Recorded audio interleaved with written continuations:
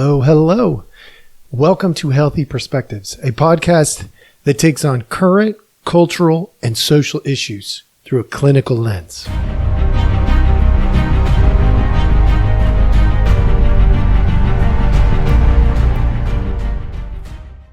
Hello, hello. All right. Welcome to 2026, folks. And again, we've got lots of stuff on the docket for the year, it looks like. One of the things, look, you all know, I did over the last several years now, I come in here and I am happy to address every difficult social and cultural issue. If you have one in mind that you want us to address, please reach out to us. We're pretty easy to get to. You can email us. You can go to our social media platforms, whatever. Excuse me. I am fighting a little bit of a cold, part of my struggle at the beginning of the year, but it'll be all right. It will pass. The issue we're going to address today is going to be something that has been brought up to me recently by many people. Unfortunately, there's this thing going on in Venezuela. So we're going to address that. But before we do, let's get to your first tip of the day for 2026. Know what you stand for. Look, there's Tupac.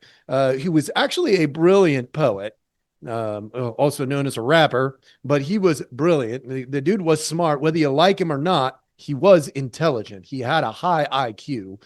He used to say stuff about making sure you stand for something so you don't fall for anything. I think he said his mama said that or something. Whatever. It's intelligent.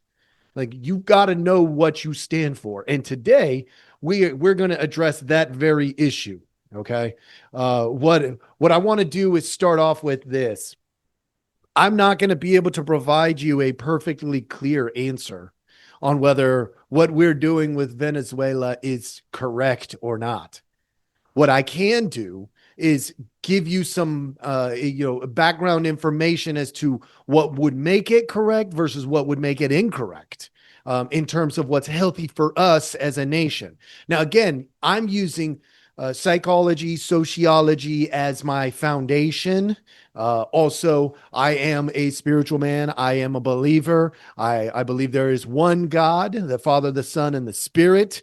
And those are all contextual pieces, just so that you're not led astray, so that you don't think I'm saying something that I'm not saying. Now, I'm not also here to tell you what you have to believe or think on your end, but I will address this directly. So the question posed to me by several people has been along the lines of, do you think that what we're doing with Venezuela is the right thing to do? And we have to look at motivations, folks. And without the right intel, I can't provide you definitely it's right, definitely it's wrong, right? I don't have the intel. Now, sometimes people ask me this because I have military background, sometimes because I'm a spiritual guy. Sometimes, there's a lot of different reasons why people ask me this. But let me be really clear. If Venezuela happens to be one of the sources, the main sources of the drugs flowing into the country, and that intel makes itself clear, then I would say sounds like a reasonable move. Because what we do know is Venezuela plays a part in that. Now, let me paint it. I don't know this. I'm not a conspiracy theorist. I'm giving you a hypothetical that may be true, but may not. But it's a reasonable hypothetical, okay? For instance, if Venezuela is a gateway for, say, like China to get all the fentanyl into Mexico, we don't know if that's going directly to Mexico through Venezuela or whatever. At least I don't, because I don't have that intel. Now, if it's going directly to Mexico and then it's being produced there, it's the chemicals that make fentanyl are being manufactured there and turned into the pills and turned into the whatever, and then moved up into the U.S., then so be it. Maybe this isn't a great move. But if Venezuela, who has a pretty good connection there, is bringing that stuff and distributing it into Mexico, well, then guess what? maybe this is a good move because maybe Venezuela has a much bigger part in the drugs getting to the US than we know. I don't know if that's the case, but it is possible. It's also possible that Mexico is working directly with China and getting these things in. It's, we don't know. That's the hard part. Is there's a lot of conjecture, a lot of guesswork going into these things. We do know Venezuela plays a part in the drugs coming into the US. Now, if it's for oil, again, the tip of the day, folks, know what you stand for. As a country, what do we stand for? Do we stand for taking over places just to get oil? I'm not a big fan. If that's what we're doing, not a big fan, not sure that's a healthy thing for us to do. Now, there are probably many politicians who are all for that. I wouldn't personally be for that because it goes against what I stand for. So when I say know what you stand for, I'm not talking about necessarily knowing what we as a nation stand for, because in some ways that's really hard to figure out. In other ways, it's pretty easy. Okay. But what I stand for, me personally, right now, this is a little more personal here. So bear with me. And if you don't agree, that's fine. You can have your opinions and your thoughts. But here's what I stand for. I stand for God, family, and friends. Okay. People. I stand for love, growth, forgiveness. I stand for doing my part, using my gifts to contribute and make things better for others. So I'm a healer. That's what I do. That's part of the reason I do this podcast, because if I can help one person see themselves in the world better and contribute their gifts to the world just a little bit better, that's a win. That's a victory. 3-4 years of doing podcasting, totally worth it if it helps 1, 2, or 3 people. And luckily, I'm in this place in my world where I know it's helped at least that many, right? And it's worth it to me because that's my gift. My gift is to help others. So that's what we're doing here. Now, how does that fit? I have to fit that within the context of what we are doing as a nation. And if I agree with what the nation is doing, because it fits in my paradigm, my principles, the things I stand for, well, then we're good. Then I say, let's do this thing. That's the right thing to do. Now, there are some things about this I want to be really abundantly clear about. Number one, our military did a phenomenal job. No losses of lives on the American side at all. That's incredible. To go into a place, get the one target, bring them out, not have a loss of life, that's pretty darn good. And kudos to our military. I was, most I was in the Marine Corps. And I'm just really proud of our military when we do things well. Obviously, I can be disappointed when we don't do things well. In this situation, we did things well. It sounds like there was a collaboration between the branches, and it went off seamlessly. My hope is also that there's not too many people on the other end who die. Why? Because that wasn't the mission. The mission wasn't to kill people. It was to collect a person and his wife, who also has her own part to play in this, which we'll see how this all plays out. Because right now they're in New York, is my understanding. It's going to go through the courts, and it's going to be determined as to whether they have violated, the national laws and stuff like that. So hopefully this will all play out, and we'll know more facts. Now, the beauty of this is a lot of this could be released because this is an international issue. So we might actually get more transparency here. That's the hope. We'll see. I do not believe in secrets, lies, and deceptions, which unfortunately most of our politicians love secrets, lies, and deceptions. I've said it many, many times on this podcast. Secrets, lies, and deceptions destroy relationships. If the federal government and the state governments want to have a relationship with the citizens of the United States that is good and healthy, lies, secrets, and deceptions have to go.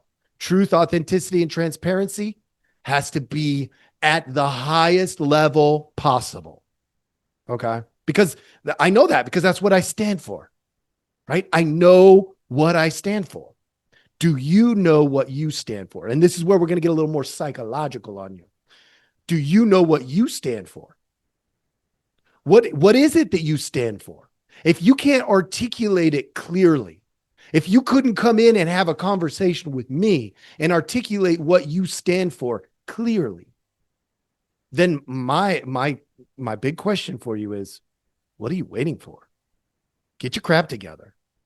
Because we have people all over the country who are passing judgments on others when they don't even know what they stand for.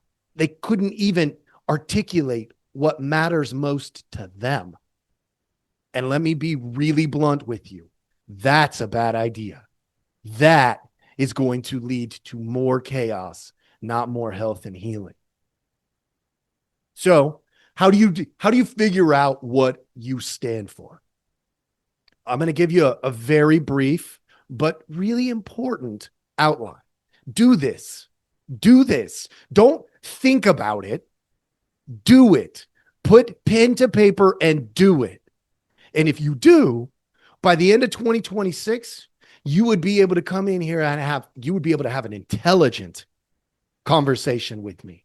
Now, most of you, unfortunately, and I believe this, and I'm not doing this to be mean, but most of you probably couldn't come in here and have an intelligent conversation with me. It would be too intimidating. And it's not because I'm better, smarter, or anything like that. It's because you haven't put together what it is you stand for. So here you go. Here's the outline. Pretty simple. Well, in concept, it's simple. Doing it is the hard part. Write who you were.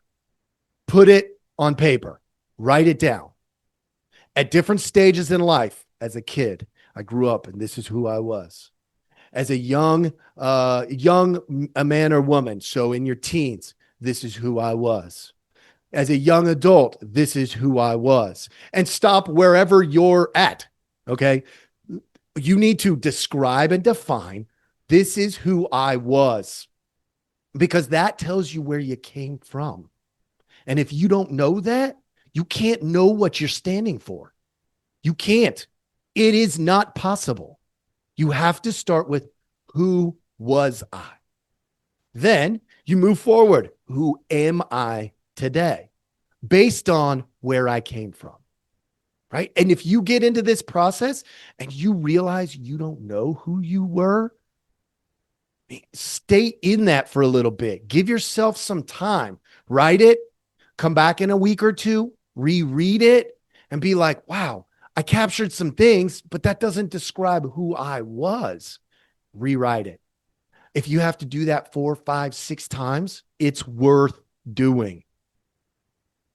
Then who I am based on who I was. And if you're not including if you're not saying who were my parents, I don't care if you were adopted, if you were with your biological parents, if your parents died when you were young or they didn't, or if they're still here or they're not, none of that changes this process. Matter of fact, it could add a uniqueness to your design, to who you are. That's a beautiful thing, because when we talk about gifts, all of those things turn into maximizing your gifts if you use them wisely. So who was I? Who am I? And then you have to, after you've done that and you've got a good foundation of where you came from and where you are, then look, what are my hopes and my fears for tomorrow? By tomorrow, I'm meaning tomorrow literally, but tomorrow in the next year, 5 years, 10 years, 20 years. What is important to me that maybe is a thread from where I came from that I know will exist in me in the next 20 years? For me, God, family, friends. It's love and growth and forgiveness. It's my calling, using my gifts wisely. It's things like that. Some of you probably have education on there. Some of you might say job instead of your calling. You define these how you need to, but it all stems from who was I, who am I, and where the heck do I know I'm going? Because if I can't know I'm going in a direction, now that doesn't mean you can define every single part of it, because the infinite unknown of tomorrow. But if you don't know who you are in the infinite unknown, then you're likely to not stand for anything, or you'll pick something and it'll be relatively arbitrary. I strongly believe this is how TDS scaled up so quickly in this country, because people didn't know what they stand for. And so they just decided to stand against something instead of saying, wait a minute, I am against that only because of this, and this. People also did the same thing with Biden in the office, and with Obama, and with every political representative that I have been a part of in my life. So it's not just one side or the other, but it all starts with you knowing what you stand for, which is why I made that the tip of the day. It's why I'm kicking off 2026 with know what you stand for. It is that important. And if you don't want to take the time to do that, you would come in here, and I wouldn't try to make you look stupid. I wouldn't. But you would. You would look dumb. And it's not because you are dumb. It's because you haven't been willing to put in the work. And the work is know what you stand for. Okay? That was a really brief but really important outline of something you can do today, or at least you can start today, that could lead to a better tomorrow. And it will provide clarity on things like this Venezuela issue, right? I am withholding my opinion on a lot of parts of it because there's too much unknown. I don't know how this is going to serve my God, my family, my friends. I don't know if this puts forth a message of love and care and growth and forgiveness. I don't know that yet. I don't know if this represents what I want from my country yet. So for me to come in here and say, this is what you should believe, that would be silly. But I do know you should know what you stand for. Because as stuff gets clearer over the next few weeks and months, as we learn, I mean, look, we know this guy, Maduro, is not a good dude, that he literally took over his country by force. And I don't believe in that. But I also don't know what that means for Venezuela moving forward. If that vice president, what do they call him? I think it's vice president. If he takes over and does the same exact thing that Maduro was doing, that nothing has changed, other than we might have some accountability for one dictator, which is not nothing. Do I believe in accountability? Yeah, that's part of one of the things I stand for. But do I believe in accountability by force? It depends. That's a little grayer area for me. If it doesn't cost lives, sure. A little bit of force is sometimes necessary. I don't like it. But when you're talking about a drug lord leader, sometimes that has to be the case. I don't want it to be a loss of lives, because getting dead, not good. That's not good. All right. I apologize for all the coughing with this cold and the wheeze. If you can hear that, hopefully you can't. I do have a little puffer thing on here, so you might not hear that. Hey, thank you so much for listening, following, liking, subscribing, sending this to friends. I hope this was helpful. Now do the work. Let me know how the work is going. I love hearing from you all when you're impacted by these things in a positive way or in a challenging way. All right. I get those feedbacks too. The ones that, don't seem so hot from my side, but I want you to learn and grow. So it's worth taking those risks sometimes. Thank you so much for joining us, and I hope you have a wonderful day.